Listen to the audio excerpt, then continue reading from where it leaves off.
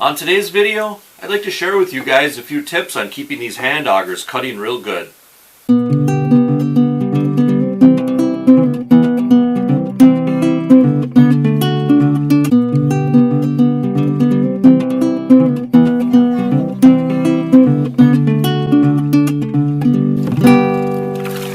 Hey there outdoor YouTubers, Dave Knetter from Knetter's Practical Outdoors.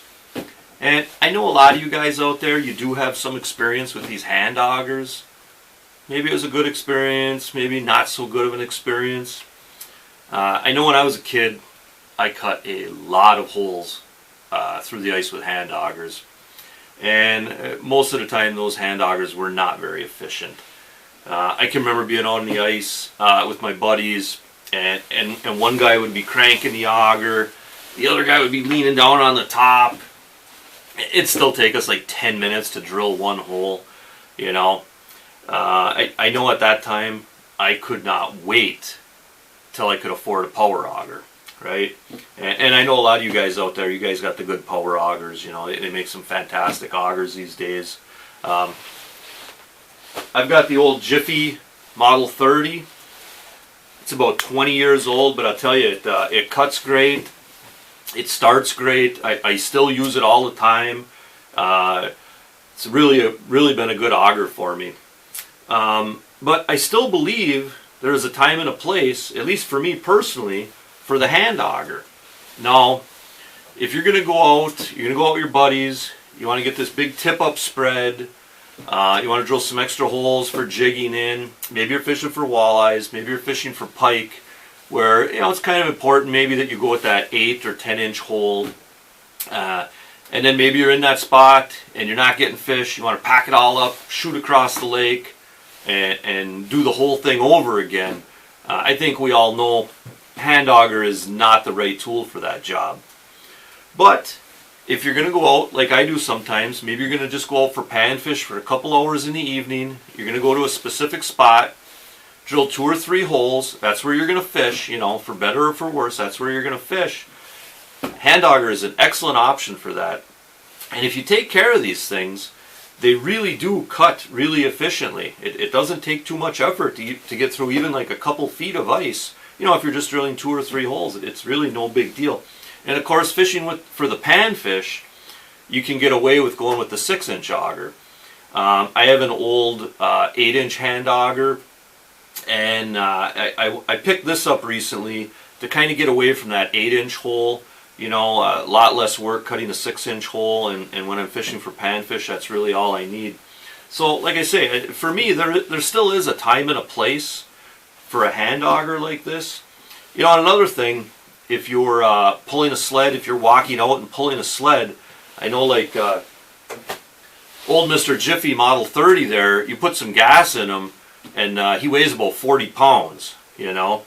So throwing this in the sled, you know, I can shed about 35 pounds by using this instead of old Mr. Jiffy there.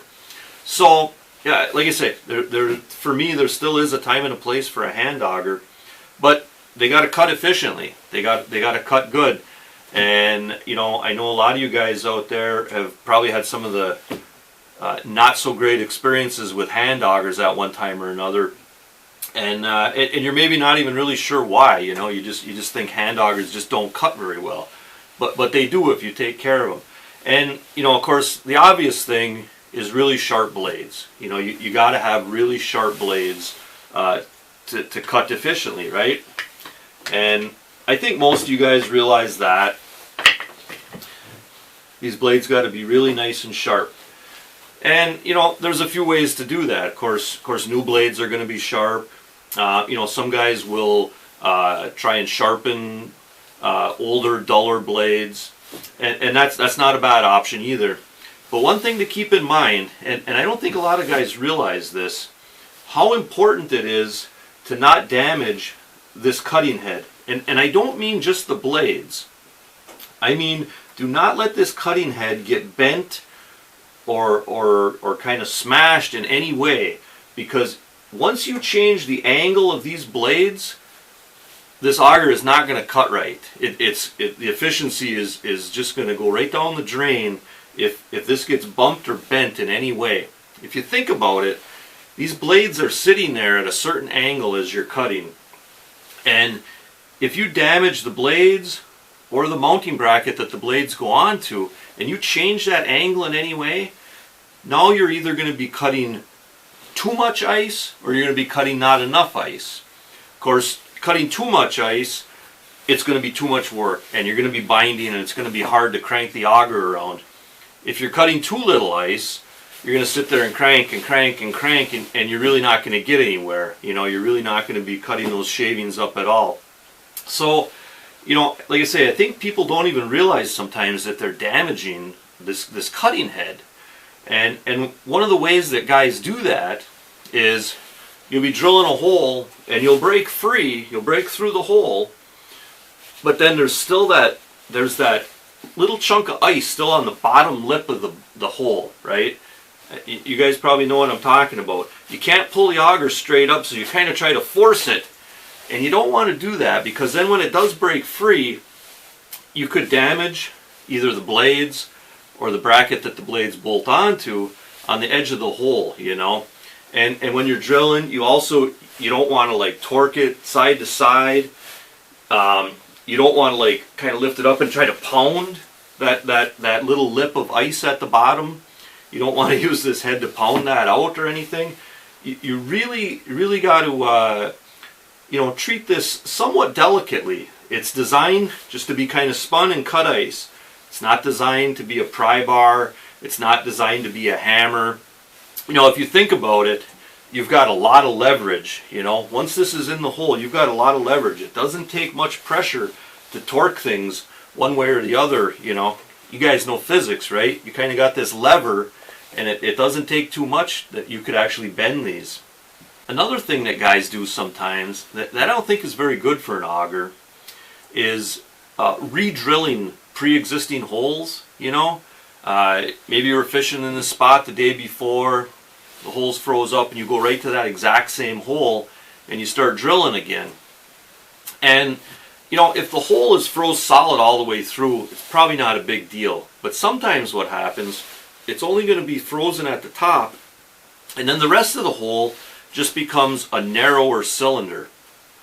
And I think what happens is you get through that ice at the top, and then you just reach that narrower cylinder, and now the center part of this auger really isn't cutting anything. Just these outside edges are cutting, and I think what happens is you cut too quickly. You go down in that hole too quick, and then it'll start to bind.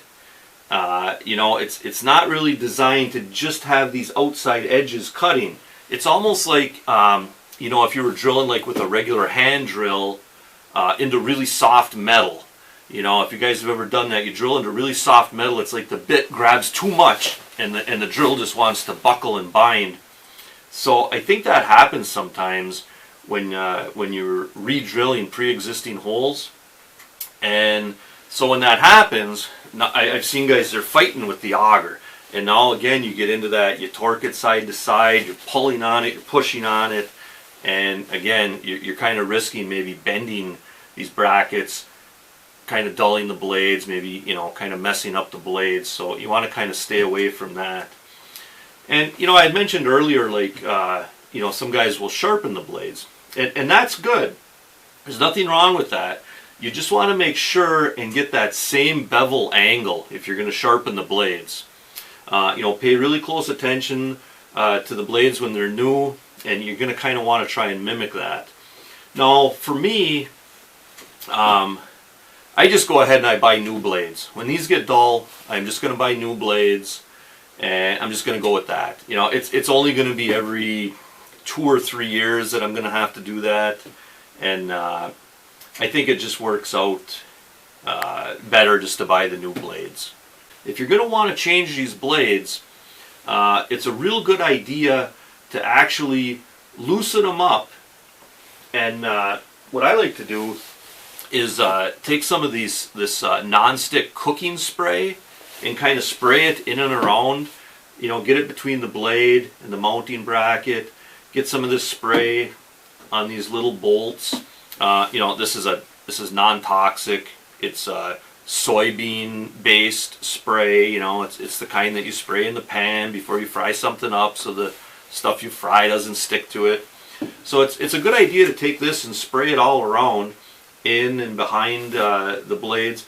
That way when you go to remove these blades, the bolts should come out easy. You know, this kind of acts as an anti-seize.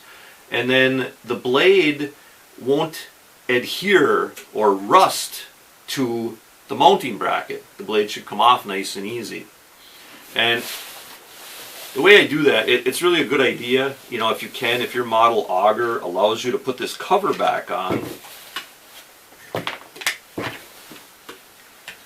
put that cover back on, and then loosen things up.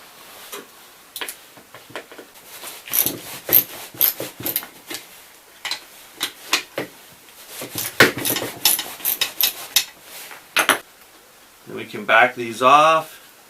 And you don't even really have to take them off completely. And just take some of this spray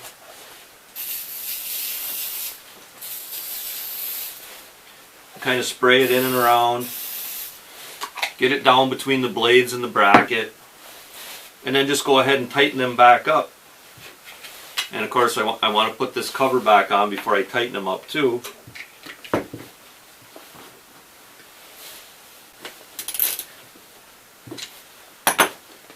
There. And you know, it doesn't hurt to just kind of spray this down all toward the bottom there, and that'll really help to keep like ice and snow from freezing to the bottom of this auger. You know, that's another thing that really diminishes the efficiency of a hand auger. If you've got like a chunk of ice froze to the bottom of the blades, now again that angle gets messed up and it's just not cutting right. And you know, another good idea, a lot of these augers are two pieces, right? You guys have seen this. And it's not a bad idea to spray this down too.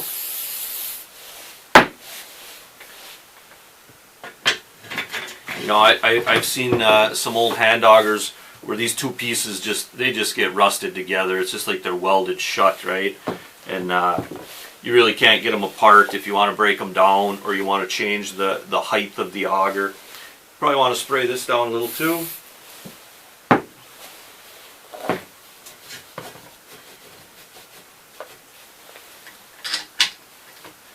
Just put that dude back on there.